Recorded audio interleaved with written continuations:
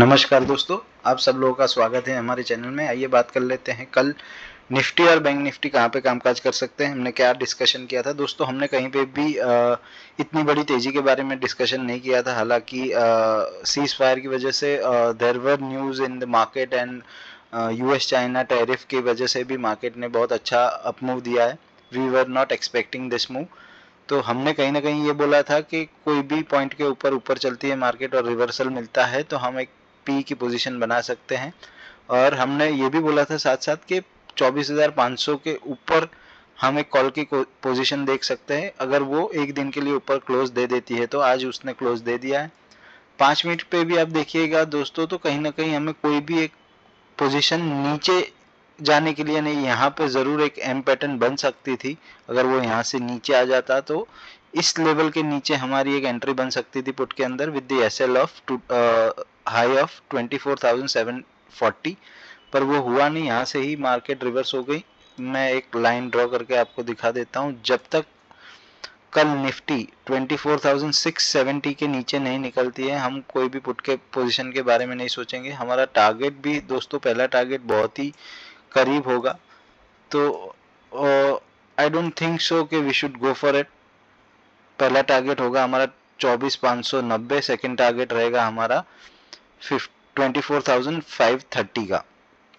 तो एक पोजीशन, लेकिन दोस्तों हम बात कर रहे हैं 500 पॉइंट, 400 ऑलमोस्ट 400 पॉइंट नीचे की, जो अगर गैप डाउन खुल जाती है और यहाँ कहीं से एक सपोर्ट लेती है तो with very strict SL of 20 to 30 points यहाँ पे आप कहीं पे एक कॉल की पोजीशन यहाँ ट्राई कर सकते हैं। और अगर गैप अप खुलती है या तो फ्लैट खुल के अपने आज के हाई को तोड़ती है तो एक कॉल की पोजीशन में बहुत ही मिनिमम क्वांटिटी के साथ बैठ सकते हैं। But I would not suggest it, क्योंकि आपका एसएल रहेगा ये कैंडल का लो, दैट इज 24,860। तो हम बात कर रहे हैं 24,950 के ऊपर एक कॉल की पोजीशन ट्राई करने की, जिसका एसएल रहेगा 100 पॉइंट नीचे।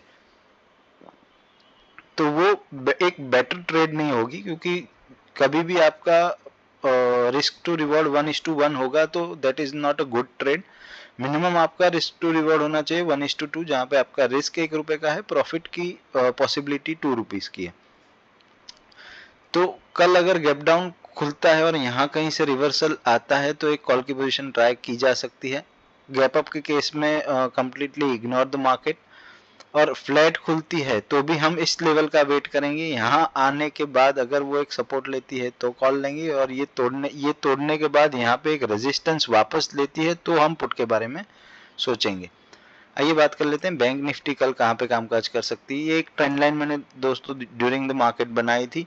बैंक निफ्टी में भी सेम है दोस्तों, ऊपर बहुत सारे रेजिस्टेंसेस है, आप देखिएगा 1 आवर चार्ट के ऊपर भी, तो ऊपर भी रेजिस्टेंस है। तो 55,575 के आसपास एक रेजिस्टेंस है, यहाँ कहीं पे हमें मिलती है और इसके ऊपर चलना शुरू कर देती है तो बहुत ही हल्की क्वांटिटी में एक कॉल की पोजीशन ट्राई की जा सकती है। कल अगर गैप डाउन खुल जाती है, और मैं एक बार ये इसको डिलीट कर देता हूँ।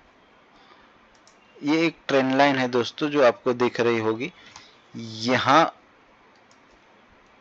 कहीं मैं एक बार ड्रॉ करके दिखा देता हूँ आप लोगों को। ये इसके नीचे निकलती है कहीं पे, मतलब दैट वुड बी अराउंड 55,280 के नीचे निकलती है तो एक पुट की पोजीशन के बारे में सोच सकते हैं। यहाँ कहीं पे आके वो एक रिवर्सल हमें दिखाती है तो फिर हम कॉल की पोजीशन यहाँ पे ट्राई कर सकते हैं। हमारा पुट की पोजीशन के लिए हमारा फर्स्ट टारगेट रहेगा 55,200 और हमारा सेकंड टारगेट रहेगा 55,120 और थर्ड टारगेट हमारा रहेगा 55,030।